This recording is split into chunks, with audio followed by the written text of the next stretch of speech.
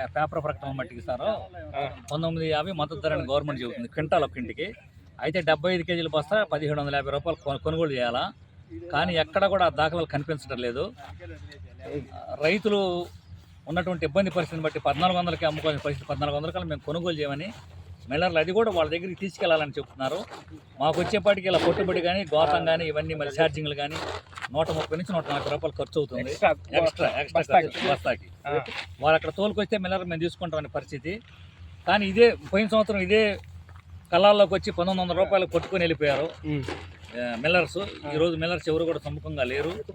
1400 కూడా కొనుగోలు చేసే పరిస్థితి లేదు, దయనీయమైనటువంటి పరిస్థితి. ఈ తుఫాన్లు కూడా చాలా ఇబ్బంది పడిపోయాం. మొన్న అంత నేల గడిచిపోయి కోత మిషన్లు కూడా 2 నుంచి 2.5 గంటల పైన పడుతుంది. మరి ఈ పెట్టుబడులు అన్నీ చూసుకుంటే 30 బస్తాల కన్నా దిగుబడి రావటం లేదు, 30 కన్నా రావటం లేదు, 35 వస్తే కన్నా 30 కన్నా రావటం లేదు. పెట్టుబడులకు దానికి సరిపోయిన పరిస్థితి కనపడుతుంది. ప్రభుత్వం వెంటనే స్పందించి రైతుకు గిట్టుబాటు ధర కల్పించవలసిందిగా మేము రైతు సంఘం తరఫున విజ్ఞప్తి చేస్తున్నాం. మీ తుఫాన్ వచ్చింది, దాన్ని కూడా చాలా పొడిగా ఉంది, ఎలా కాపాడారు మీరు?